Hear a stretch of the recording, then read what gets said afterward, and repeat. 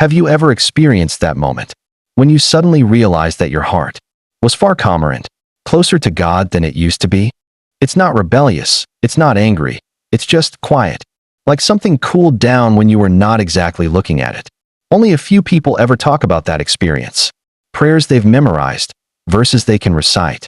It's easier for them to hide behind routines or the image of being just fine.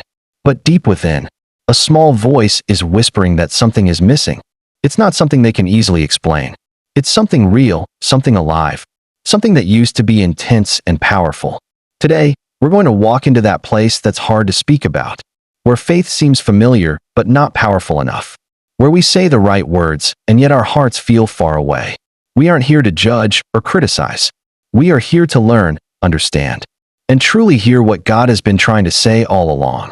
In fact, it's not something Jesus says in the Bible, but it's something he seems to repeat in different contexts. Let's start with something Jesus said, which many people skip through and even dismiss. In Revelation, he speaks to the church of Ephesus and tells them, "You have abandoned the love you had at first." That word abandoned in Greek means to let something slip, to release your grip without even noticing. It's not a violent rebellion. It's a slow drift away from what really matters. When you hear that, it feels strangely familiar, not just for ancient believers living in a Roman world full of many traditions, but for us too. We were busy doing ministry, defending the truth, showing up for the work of God. But it's not only the noise that stole our desire. It's the busy life or even the simple distractions that can easily lose that quiet place where we can simply sit with God without rushing, without always finding a new purpose to do, without constantly thinking about what comes next. I think most of us understand that this is something we want to understand and acknowledge. I remember a season in my life when I thought I was strong and that everything would be fine.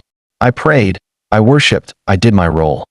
But one night at night, I realized I couldn't remember the last time I simply sat with God without constantly running, without always finding a new task to complete, without constantly being busy and not giving God time to be still in our hearts.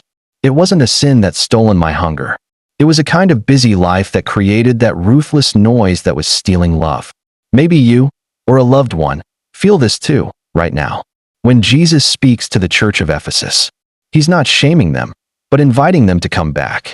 Remember, he says, the height from which you have fallen.